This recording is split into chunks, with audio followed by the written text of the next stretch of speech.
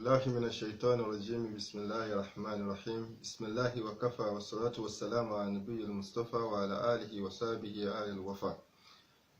اللهم يا مقلب القلوب ثبت قلوبنا على دينك، ويا مصرف القلوب صرف قلوبنا إلى طاعتك يا أرحم الراحمين. أما بعد، فالسلام عليكم ورحمة الله تعالى وبركاته.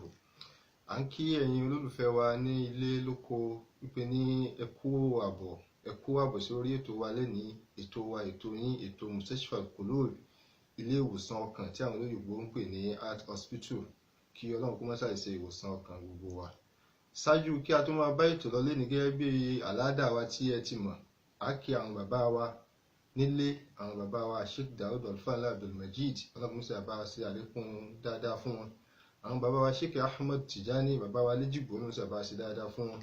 Àwọn bàbá wa Dr. Murtada Buseri, Ọlọ́run kó ṣe bá ṣe àlékún dáadáa kó wọn bá wa pẹ̀lú wọn gbogbo wa. Àfi tí wọ́n fi kí gbogbo àwọn àgbàlagbà, àwọn bàbá wa, àwọn àfáà wa nílé, Ọlọ́run kó ṣe bá wa pẹ̀lú wọn. Pẹ̀lú yín lórí ètò lénìí, èmi náà ni ọmọ yín, olólùfẹ́ yín tẹ́ ti mọ̀ ní Habibullah Zubair. Àwa mú wá sórí ètò wa fún yín lénìí ìkan náà àwọn pàtàkì nínú àwọn olólùfẹ́ yín tí wọ́n bá wa ṣètò ní ọ̀sẹ̀ tó kọjá.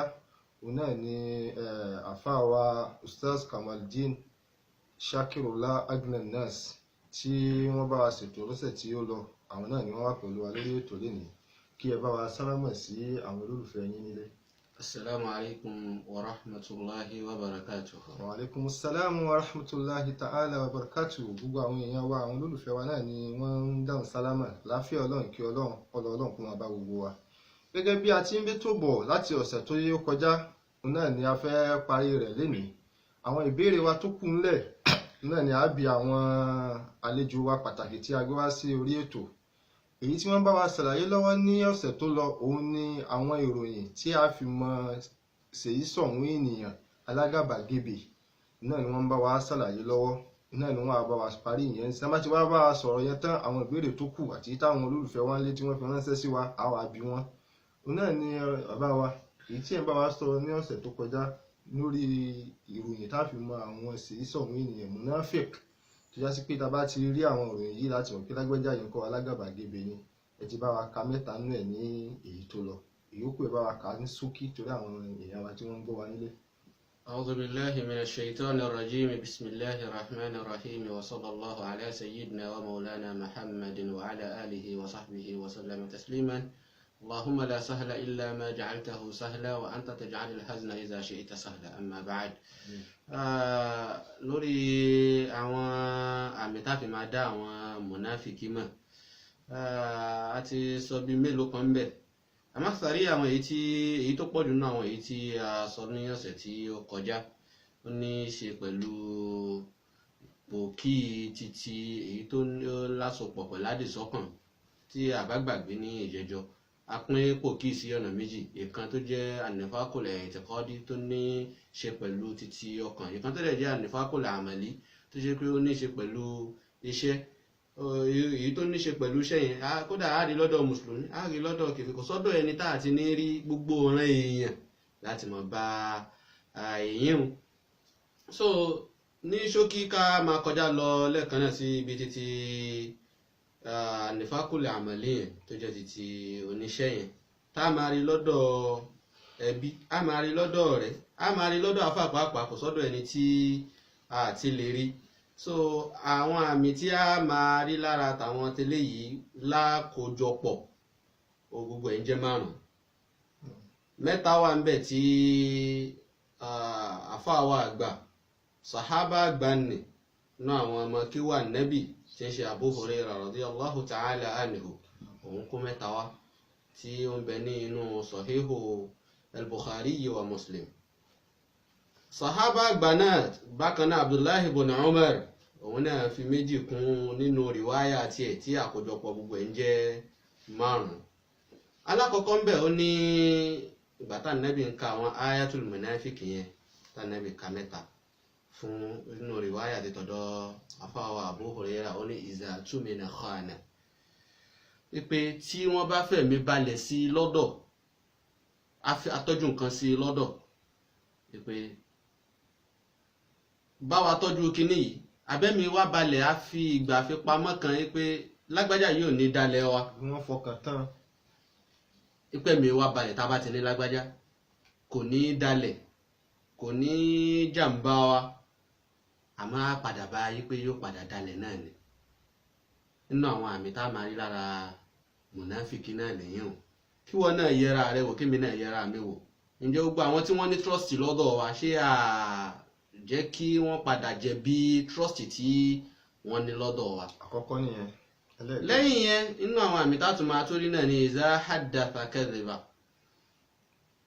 tí ó bá bá wa sọ̀rọ̀ gbogbo ọ̀rọ̀ tẹ́ mọ̀ bá lọ́dọ̀ rẹ̀ ó wà nínú àwọn àmì tá a kà fún an-nifaqul i'tiqadi náà irọ́ yìí ò ní dáa yóò gúdúnúrọ́ bẹ́ẹ̀ bá ti ń hin bílẹ̀ mọ́ hin lọ́hùn so lórí irú ẹyọ kan tó fẹ́ pa yóò ní hájà sí pé kóun pa ẹgbẹ̀rún rọ́ torí pé ó fẹ́ fìdí irọ́ kan múlẹ̀ so iza haddatha kadhab bí n bá ń sọ̀rọ̀ irọ́ lẹ́mọ̀ bá ń bẹ̀ wa idha ahada gadar bákan náà bó bá tún ṣàdéhùn fún wa tá a bá jọ sọ pé ókè o bá ti máa ṣeré agreement wa orí ibi tá a fọ̀rọ̀ tì sí rèé yóò padà dalẹ̀ at last náà ni lọ́dọ̀ wa o a máa ṣètò báyìí àmọ́ yóò dètòrò inú ẹ̀ náà ni wà iza khasama fajar bọ́rọ̀ bí ìjà bá ṣẹlẹ̀ ọ̀rọ̀ ọgbọ́n mi sí omi òtó kan kí níwọ̀n bá kékeré bá ṣẹlẹ̀ láàrin wa yóò gbàgbé wípé lágbájá ṣoore fóun rí yóò gbàgbé wípé lágbájá yìí ó ti jẹ́ èèyàn rírí yóò gbàgbé gbogbo oore tó ti ṣe fóun rí so bí ìgbà tí ò tiẹ̀ ṣoore rí bí ìgbà tí ò tiẹ̀ fìgbà kan tiẹ̀ jẹ́ èèyàn rí so yóò hùwà àbàjẹ́ yóò da gbogbo ètò rú yóò máa so irun wájú papọ̀ mọ́ títí ìpàkọ́ ni so bákan náà tí ó bá tún ṣàdéhùn fún wa ẹ rí i pé yóò máa ṣípa àdéhùn bàbá ni ẹjẹ́ àpàdé ń bì yìí ní ọ̀sẹ̀ tó ń bọ̀ níjọ́ Monday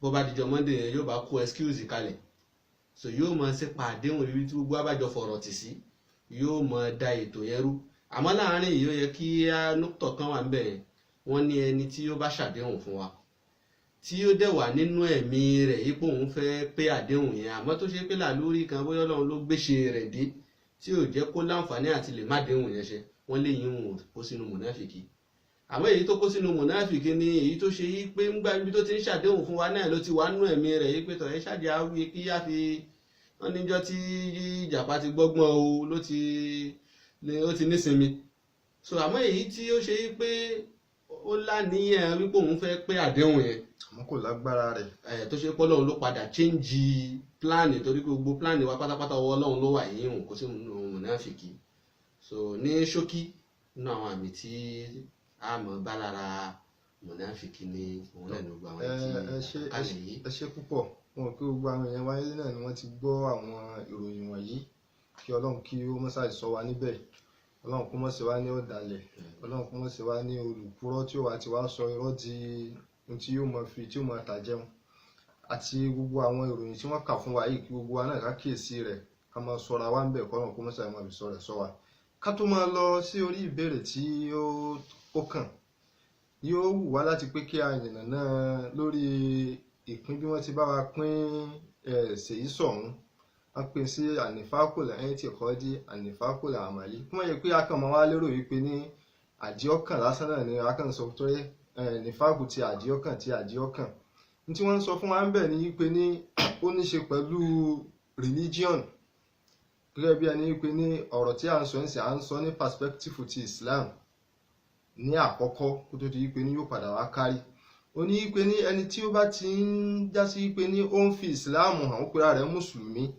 àmọ́ ní kọ̀rọ̀ ó ń ṣe nǹkan míì ìyẹn ni nífàkù i'tiqadi tá a fà pàǹpọ̀ pé ẹni tó bá ti ń ṣe bẹ́ẹ̀ yẹn kèfèrí ni àmọ́ tí èyí tó ní ṣe pẹ̀lú ìṣe àbí iṣẹ́ tí a ń padà bá wa yànnàná rẹ̀ tí wọ́n pín lóríṣiríṣi ìyẹn kò sí kọ́lọ̀ àìsàn ni kí Ọlọ́run kó má ṣàì wò wá níbẹ̀. ìbéèrè tí ó tẹ̀lé òun náà ní pé nítọ̀ àwọn tí wàá rí pé ní nífàkù yìí ìṣojú méjì ṣèyí sọ̀hún pé ó pọ̀ kí ni ó ń fà á kí la rí pé ó ń fa kinní yìí tó fi já sí pé kinní yìí ti wá di tó fẹ́ kárí tó fẹ́ kápò. ẹ ṣeun púpọ̀ nínú àwọn nǹkan tí ó máa ń fa àwọn àfáà kà wọ́n lọ́pọ̀lọpọ̀ àmọ́ kí n gba inú ọ̀rọ̀ àfáà mi lọ bàbá wa Sheikh Daud Alfanla Abdulmajid. Wọ́n ka àwọn okùnfà kan tí máa fa nífàkì yìí. Wọ́n nínú ẹ̀ náà ni òṣì alfakru, ẹni tí bá ń páyà òṣì pé kò nífẹ̀ẹ́ lágbájá lódodo, àmọ́ ẹ jẹ́ kí á tiẹ̀ fìfẹ́ hàn sí, ká ṣe bí ẹni tí ń nífẹ̀ẹ́ rẹ̀, bóyá tọ́rọ́kọ́bọ̀ kan ó tiẹ̀ jáde lọ́dọ̀ rẹ̀. èyí ń jẹ́ kan.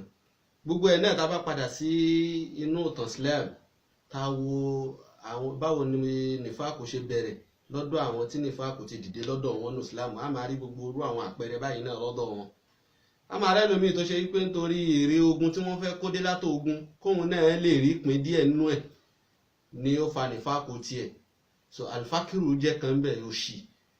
So nínú àwọn nǹkan tí sì máa tún fa kéèyàn tó máa tún ṣe pòkì yìí, kó máa ṣe hypocrisy yìí, nínú ẹ̀ náà ni wípé kéèyàn máa páyà wípé kí wọ́n má fìyà jẹ mí.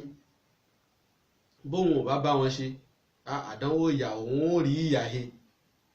A rí inú ẹ̀ náà nú àwọn mùsùlùmí kan táwọn náà ṣe nífàkì yẹn wípé bá àbá tètè polówó sọ fún wọn wípé àwa náà ti dára yín, àwa náà ti di mùsùlùmí, wọ́n hàn wá lè mọ̀, wọ́n lè wá kó nù ìlú o, ẹrù wa ó dẹrù ẹlẹ́rù. Lọ́ba kúkú sọra wọn di mùsùlùmí tipátipá, mùsùlùmí ojú ayé, tó sì jẹ́ wípé lódodo nú ẹ̀mí wọn kì í ṣe ìsìláàmù ni ó wà nínú ọkàn wọn. Èyí náà jẹ́ kan bẹ́ẹ̀. Àwọn àfáà náà dẹ̀ lọ́dún pé nínú àwọn nǹkan tí mo tó fa òkì yìí òun náà ni hubbu shahwat. Mo fẹ́ kọ́lé tó pọ̀, mo fẹ́ bímọ tó pọ̀, mo fẹ́ gbogbo àwọn kópọ̀ yẹn yóò máa wá mú yí pé kóhun fà ń bí, kóhun kó ń bí yìí, kóhun fà á lọ́hùn. So lórí gbogbo eléyìí náà yóò ṣáàdì pé dandan àfi kóhun ṣàfipò kí ìkún ìwà wọn. Inú ẹ̀ náà dẹ̀ ni hubbul jahi war riyasa. Bàbá padà lọ sínú ìtàn Islam, Abdullahi ibn Saba, báwo lòun náà ṣe bẹ̀rẹ̀ tó ṣe pé nínú àwọn eléri mùnáfìkí ni. Nínú nǹkan tó yóò fa pòkì tiẹ̀ náà ní pé mo fẹ́ jọba, mo fẹ́ dolórí. Wọ́n palẹ̀ mọ́ wípé kí wọ́n fi jọba kánàbí tó dé Madina sallallahu alaihi wasallam. Abdullahi ibn Ubay ibn Salul. Naam. So wọ́n palẹ̀ mọ́ wípé wọ́n fẹ́ fi jọba, wọ́n ti ṣètò gbogbo àwọn irinṣẹ́ ọba tí wọ́n fẹ́ ṣe, wọ́n ti hun ṣọ́, wọ́n ti hun fìlà, wọ́n ti hun àga tí yóò mọ jókòó lé lérí, wọ́n ti kọ́kọ́ sírú rẹ̀ lànàbí gbé ìsìláàmù dé. Àwọn ará Madina gba ìsìláàmù tọwọ́ tẹsẹ̀ lọ́wọ́ ànábì, ó mú wọn ìdùnnú wípé ànábì dé, ó mú wọn gbàgbé wípé àwọn ń palẹ̀ mọ́ wípé àwọn fẹ́ jọba, àwọn fẹ́ fẹ́ nìkan jọba. Ẹni tí bí mo fẹ́ jọba sì wà nù ẹ̀mí ẹ̀. Arákùnrin tó wá gbẹ́sìn kan dé yìí tó fẹ́ da ìjọba tòun rú yìí, àfi kóhun ṣàbẹ̀rẹ̀ pòkì, ó bẹ̀rẹ̀ sí ní dáàrin àwọn mùsùlùmí rú, ń gbin àwọn kèéta kèéro, ń gbin sínú ẹ̀mí àwọn mùsùlùmí kéékèèké kan tí gbàgbọ́ wọn ò tí ì tó nǹkan. So hubbu ri'asati wal jah, hubbu ri'asati wal jah náà wà nínú nǹkan tí wọ́n fa pòkì. Bákan náà nínú ẹ̀ náà ni nínú àwọn nǹkan tí wọ́n tó fa pòkì, bákan náà hubbu hududi dunya. So mọ̀lámí hurú yẹn wà nù èyí tí mo ti kà sẹ́yìn náà tẹ́lẹ̀tẹ́lẹ̀ yìí pé gbogbo àwọn èrìǹjẹ ayé yìí aláwa náà fẹ́ nípìn inú ẹ̀. Kò wá ní kọ yí pé tọ̀ ẹjẹ́ á bá kèfèrí ṣe, ẹjẹ́ á bá láwo ṣe, bóyá wà náà ti ẹ̀ tara rẹ̀ á rí oore mú ní ọ̀dọ̀ wọn. So nínú ẹ̀ náà ni al-fitanu wa shubuhat, tádánwò bá dé, bọ́lá wọn bá gbé nira rẹ̀ dé, bó bá fẹ́ yẹ mùsùlùmí wò, bóyá kò rí jẹ tó, bóyá kò rí mú tó, wọ́n dẹ́rù kúbà, wọ́n dẹ́rù àdánwò bá, yóò wá bẹ̀rẹ̀ sí ní máa wá ṣe òkì nígbà tádánwò bá dé. So àdánwò náà nínú nǹkan tí máa fa òkì ni. Ní ṣókí, àwọn èyí wọn báyìí tí mo kà kalẹ̀ yìí náà ni ó fẹ́ jẹ́ àwọn àsìbábù rọ̀yìísíyà, àwọn primary source tí máa fa òkì. So gbogbo àwọn èyí tó kù táwọn àfáà kọ̀ọ̀kan náà tún kà á rí pé lábẹ́ gbogbo àwọn ọ̀wọ̀n báyìí tí a kà kalẹ̀ yìí náà ni ìmọ̀ ẹbí náà ní máa fà á. Tó gẹ́gẹ́ bí àwọn àfáà ti bá wa ṣàlàyé tí máa ń fa hypocrisy, àgàbàgebè, kéèyàn máa ṣe ṣèyí sọ̀hún kó máa sojú méjì bí ọ̀bẹ, náà ni àwọn àfáà ti bá wa kà yìí, kí Ọlọ́run kó máa ṣàì sọ gbogbo wa níbẹ̀. Gbogbo kínní sì ní àrùn tó kárí ni, kò sí wà ń ta, fìtínà wà ń ta, gbogbo nǹkan yẹn tí wọ́n kà yìí náà ní í ṣe olúkálukú wa. ṣahawa pé tọ̀ asáfẹ́ afẹ́ lówó afẹ́ lọ́lá gbogbo àwọn ṣahawat gbogbo náà ni wọ́n ti bá wa kàyé. Nínú tí àwọn afáàsì tún sọ pé tún máa ń fà á òun náà ni àlìjáhálù àìmọ̀kan òun náà máa fà á. Ẹni tí ó yá sí pé ní àìmọ̀kan bá jà tí ò mọ nǹkan kan yóò kó sí i. Torí ẹ̀ ló jẹ́ káwọ́ pé ká treat it as a topic ká fi ṣàǹfààní fún gbogbo wa kí Ọlọ́run kí ó mọ́ sáyè sí wa ní àǹfààní pẹ̀lú ẹ̀. Ustaz, Ọlọ́run jẹ́ kí a rí yín pé a dúpẹ́ lọ́wọ́ yín púpọ̀ pé ẹsẹ̀ dá wa lóhùn. Gẹ́gẹ́ bí àwọn ìbéèrè tí àwọn olólùfẹ́ tí wọ́n fẹ́ mọ̀ ó ní pé ní bá a ṣe ti wá rí pé kíní yìí a ti mọ tí ń fà á a sì ti mọ gbogbo ti kárí. Àmọ́ kí wọ́n ní àwọn àṣà orípa kíní yìí láyé society kíní ń dálẹ̀ láwùjọ tára mọ̀ wípé ní àìsàn kan ò ní wọ̀lú kó mọ̀ lórí pa. Gẹ́gẹ́ bẹ́ẹ̀ náà ni kò bá jẹ́ wà kan ni tó bá ti wọnú society á rí orípa rẹ̀. Kí ni orípa kíní yìí ní society wa? Ẹ ṣeun púpọ̀. Ṣe rí inú àwọn orípa ká ní àdánwò nífàkì ìyá hypocrisy yìí ká ní ó bá jẹ́ àdánwò ẹni tí ń ṣe é nìkan kò bá dáa bọ̀ tí máa dà àwùjọ rú ni máa da society rú. Bàbá wo àdánwò Islam láti ibi tó ti bẹ̀rẹ̀ débi tó dé yìí okùnfà nǹkan tó fà á ní ẹ̀kúnrẹ́rẹ́ ní ṣókí ẹ̀ rí i pé nífàkù náà ni ọ̀rọ̀ pòkí yìí náà ni. So nínú àwọn nǹkan tó sì dùn ànábì jù gbogbo yìí pé bóyá wọ́n kójà bá ànábì wọ́n pa àwọn mùsùlùmí wọ́n sọ wọ́n di bákan èyí tó dùn ànábì tó tó ọ̀rọ̀ nífàkì kò pọ̀ torí pé ànábì ti mọ̀ yí pé ọ̀tá lọ̀tá ó mọ̀ ẹ́ jẹ́ ànábì sì ti mọ̀ yí pé oore kan ò ní ẹ́fà tọ̀tọ̀ kò ní ẹ́fà tí ọ̀dọ̀ ọ̀tá wá àmọ́ èyí tá a fojú wo ipò rẹ̀ wá ní tó sì jẹ́ pé ọ̀tá wá ní níjọ́ tí èyí tí ó ju òkò ṣìnà sí mọ́ ìyá wa Aisha níjọ́ tó ju òkò ṣìnà mọ́ ó bà ànábì nínú jẹ́ kọjá kí ló dálẹ̀ gbà ó ṣe wá yẹ kó jẹ́ pé lágbájá yìí náà ni yóò wá fa eléyìí ó wá da àárín àwọn mùsùlùmí rú ó gbin báwo láàrin wọn ṣe fẹ́ bàjẹ́ ó gbin gbogbo àwọn ìdọ̀tí yẹn sọ́kàn wọn lẹ́yọ kọ̀ọ̀kan so wàhálà yẹn náà la ṣe ń fà títí dásìkò yìí títí dìgbà yìí tó ṣe wípé kò tí ì tán lẹ̀ sínú àwọn orípa tí mọ́ ní nìyẹn ìmọ̀ dáwùjọ rú ni ìmọ̀ sọ bàbá dọ̀tá ọmọ ìmọ̀ sọ ọmọ dọ̀tá bàbá rẹ̀ ìmọ̀ sọ ọmọ ẹṣẹ́ ọ̀tá ọ̀gá rẹ̀ ni ìmọ̀ lẹ́fẹ̀ẹ́ jìnnà ìmọ̀ lé oore jìnnà sí ni so nífàkù yìí náà bákan náà dẹ̀kẹ̀rí nínú àwọn orípa tí mọ́ ní náà ní pé ìmọ̀ fàbínú Ọlọ́run torí wípé nínú àwọn tọ́lọ́run bá bínú sí jù àwọn mùnáfìkì ni káwòye ìgbà tọ́lọ́run bá fi sọ̀rọ̀ wọn nínú Kùránì náà tọ́lọ́run fún wọn lódidi Suratul Munafiquna ń bẹ́ẹ̀ iye àyà tọ́lọ́run fi sọ̀rọ̀ wọn ní Suratul Baqara Quran 2 náà wà ń bẹ Suratul Tawbah pàápàá nínú orúkọ tí wọ́n máa fún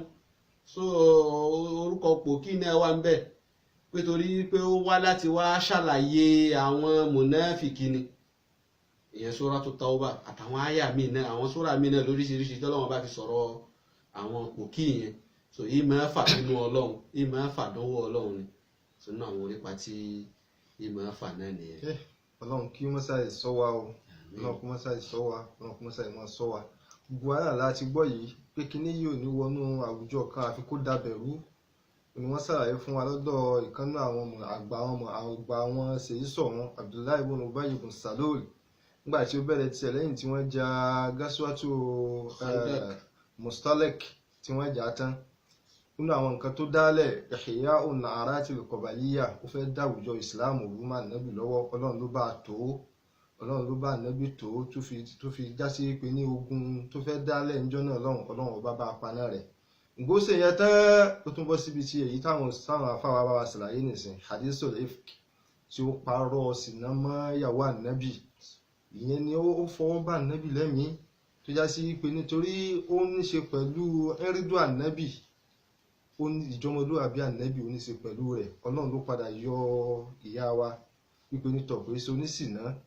Ọlọ́run ló padà yọ àmọ́ tó ń ti bẹ́ẹ̀ náà orípa rẹ̀ kò tán lẹ́dẹ̀ ní ó dá wàhálà lẹ̀ ó dá gbogbo nǹkan lẹ̀ tá bá sì wo a rí pé kíní náà nísìnyí ó pọ̀ ní society wa àwọn politician wa ẹ wò bí wọ́n ti ń ṣe síra wọn tí eléyìí bá kò ní pátì kan yóò bọ́ sí pátì míì yóò dàbẹ̀rú tọ́nà ó dàbí ìbáyérú àwọn ará àdúrà ń jìyà rẹ̀ ọlọ́run kó mọ́ṣẹ́ ìbá wa tún wọn ṣe ọlọ́run kó tọ́ wa náà ṣe.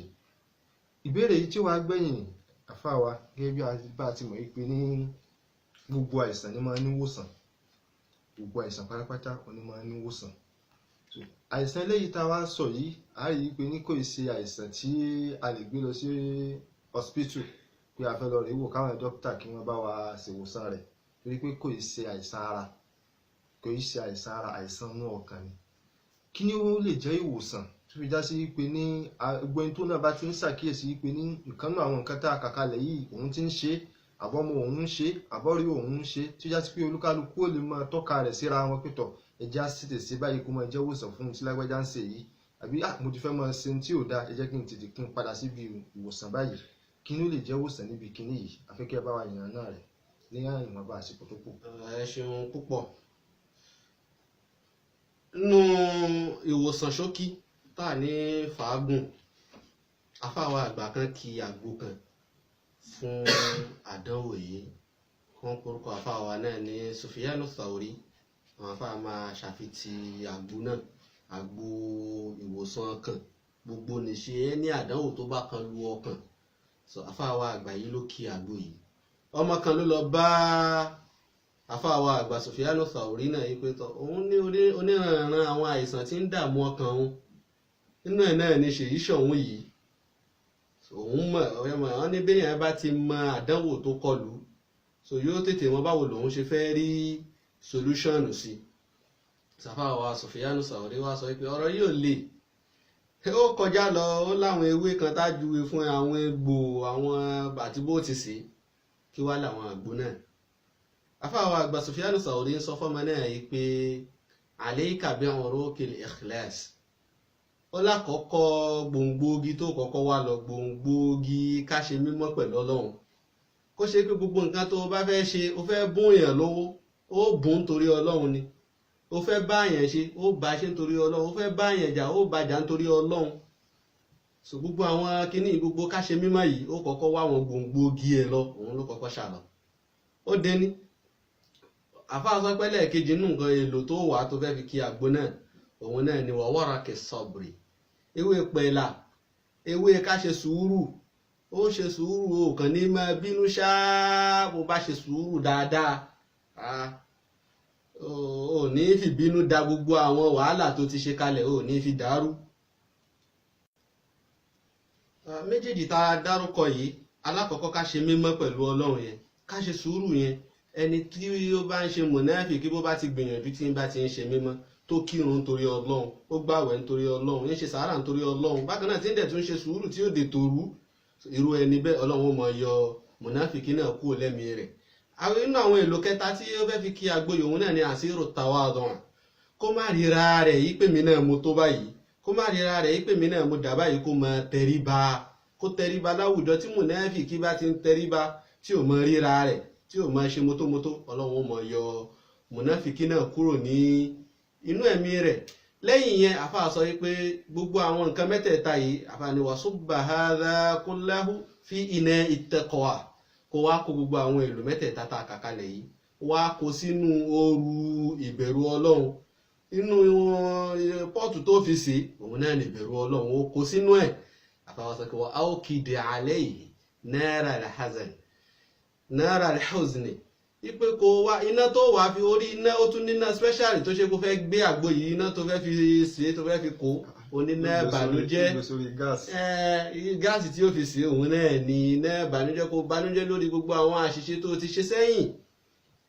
so bó bá ti ṣe bẹ́ẹ̀, àfàwà sọ yìí pé ó ní wasaffihi bimisfatil muraqaba. so ohun tó fi máa wá aṣọ tó máa ṣọ́ lọ́ṣọ́ bọ̀, òun náà ní pé ó máa wá ṣe sẹ́ńsọ̀ gbogbo àwọn ọ̀wà rẹ̀. ẹni mélòó ló ṣe dáadáa fún lénìí, ẹni mélòó ló sọ̀rọ̀ dáadáa sí, ẹni mélòó ló so wá dẹ̀ tún nígbàgbọ́ wípé Ọlọ́run bá ń rí ẹ gbogbo nǹkan tó ń ṣe yẹn, pé ọba tó ń mójútó gbogbo ètò yín mójútó iṣẹ́ rẹ̀, yín supervise ẹ̀. so àfa sọ pé lẹ́yìn yẹn watanawalhu bikaffi sidiki. so ọwọ́ tó fi máa wá rò, igi tó fi máa rò bí ṣíbí báyìí tó fi máa rò yí pé tọ̀ bó o ní, ó ní pé òun náà ní òdodo, kó o ṣòdodo, pẹ̀lú society rẹ, ṣòdodo pẹ̀lú ìyàwó àtọmọ, ṣòdodo pẹ̀lú ọ̀gá, ṣòdodo pẹ̀lú àwọn ọmọọṣẹ́, ṣòdodo pẹ̀lú gbogbo àwọn olólùfẹ́ rẹ. Ó ní lẹ́yìn yẹn ńkọ́, ó ní washrabuhu bi ka'sil istighfar. Ó ní pé bó bá wá mú ife tó fi mú ife àforíjì ni ó mọ tọrọ àforíjì ó banújẹ́, ó tọrọ àforíjì lórí gbogbo àwọn àṣìṣe tí ó ti ṣe sẹ́yìn. Ó ní watamadmada bil wara'i. Bó bá wá fẹ́ yọnu, ó ní tó fẹ́ láfta tó mú tán torí pé ó fẹ́ tún ẹnu rẹ̀ ṣe nítorí òórùn àwọn àgbo, bí èèyàn bá máa gbó tán àgbo míì lóòórùn tó ṣe pé ó lè máa kó dààmú bá society. Bó bá yọnu, ó ní pé ó yọ ọ́ pẹ̀lú àṣàjẹni. Kìí ṣe pé gbogbo nǹkan tó bá rí náà ló mọ sọ̀rọ̀ sí, kìí ṣe gbogbo nǹkan tó bá rí náà ló mọ jẹ, kìí ṣe gbogbo bí táwọn èèyàn bá ń dà gẹ̀rẹ̀gẹ̀rẹ̀ náà nìwọ́n ló mọ bá wọn lọ. So gbogbo àwọn àgbo yìí bí èèyàn bá gbìyànjú, bó bá mójútó, tó ṣe mímọ́ pẹ̀lú Ọlọ́run, tó ṣe sùúrù, tí kò dètòrú, tó ń tọrọ àforíjì, tó ṣètẹríba, gbogbo àwọn kíní Ọlọ́run ó tara rẹ̀ yóò yọ mọ̀náfìkí náà, yóò yọ kù ní inú ẹ̀mí rẹ̀. A dúpẹ́ lọ́wọ́ yín bàbá wa. Gbogbo wa náà ni a ti gbọ́ nílé àlàyé tí wọ́n bá wa ṣe lórí tó lè jẹ́ ìwòsàn àìsàn yìí. Ọlọ́run kó mọ́ṣá kó sọ wá ń bẹ̀, kó sì wòsàn ọkàn wa. A rí i pé gbogbo àwọn nǹkan tí wọ́n kà yìí, ká bá lè apply sí gbogbo ohun tí à ń ṣe, Ọlọ́run a rí i pé ní society wa ó gbádùn, àlàáfíà. Káwọn politician wa kí wọ́n bẹ̀rù Ọlọ́run, kí wọ́n ṣe mímọ́, kí wọ́n ní sùúrù fúnra wọn. Tó jẹ́ pé gbogbo ohun tí wọ́n bá ń ṣe kí wọ́n máa rántí pé Ọlọ́run wà wọn. Tó bá yẹ pé wọ́n ń ṣe gbogbo kinní ni kò bá lójú, ìlú wa ò bá gbádùn. Ọ̀rọ̀ wa padà wá dà gẹ́gẹ́ bí ọmọ ẹlẹ́ran tí ń jẹ egun. Gbogbo wọn náà ni à ń fọlọ́run bẹ̀ wọ́n, afọlọ́run rọ̀ wọ́n, kọ́lọ́run kó ṣàbá bu omi tútù sí wọn lẹ́mìí, kí wọ́n lè láàánú ìlú, A rí i pé àìsàn yìí ọ̀dọ̀ wọn gan ló ti bẹ̀rẹ̀. Àmọ́ gẹ́gẹ́ bí àwọn ẹlẹ́kọ̀ọ́ tí wọ́n sọ, òun náà ní pé ní tá a bá fẹ́ tún nǹkan ṣe, ká kọ́kọ́ tún àwọn afrad, àwọn èèyàn masses ní ká kọ́kọ́ túnra wa ṣe. Tá a bá ti lálàáfíà, tá a gbádùn, a rí i pé ní kinní yẹn náà yóò padà kárí. Kí gbogbo wa ká gbìyànjú ká máa ṣe mímọ́ nínú ilé wa, tọkọtìyàwó kí wọ́n máa ṣe mímọ́, láàrin ara wọn síra wọn náà kí wọ́n máa ṣe mímọ́. Gbogbo ká bá ti ń ṣe gbogbo àwọn kinní yìí, a rí i pé ní Ọlọ́run ó yọ kúrò ní ẹ̀mí gbogbo wa, kọ́lọ́run kó má ṣàì ṣe ìwòsàn ọkàn gbogbo wa. Ní gbẹ̀yìn ká tó máa lọ, a kí àwọn Jam'iyya Darus Shabab As-Su'ada Al-Alamiyya ní ìlú Cairo àti alákòóso àdínì wọn àti ẹni tí jẹ́ olùdarí ẹgbẹ́ náà, Ọlọ́run ṣàbá wà pẹ̀lú wọn. A sì kí Majmu'a Al-Qudwa Al-Hasana, kí àwọn ustaz wa Adam Abdulmajid Alfanla, Ọlọ́run ṣàbá wà pẹ̀lú wọn. À ń ṣàǹfààní lára wọn gbogbo àwọn èèyàn náà sì ni wọ́n ń ṣàǹfààní níbi àwọn ìsítí tí wọ́n máa bá wa ṣe. Ọlọ́run ṣàì jẹ́ kí kárí wọn pẹ́. A sì gbogbo wa lágbàpọ̀ náà la ṣàdúrà fún gbogbo ẹ̀yin tẹ́ ń wò wá nílé lóko àti ẹ̀yin tẹ́ máa bá wa share prógráàmù yìí.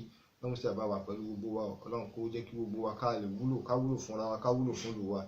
A'udhu billahi minash shaitani rajim. Bismillahir rahmanir rahim. Allahumma ya muqallibal qulubi thabbit qulubana ala dinik wa ya musarrifal qulubi sarrif qulubana ila ta'atika ya arhamar rahimin.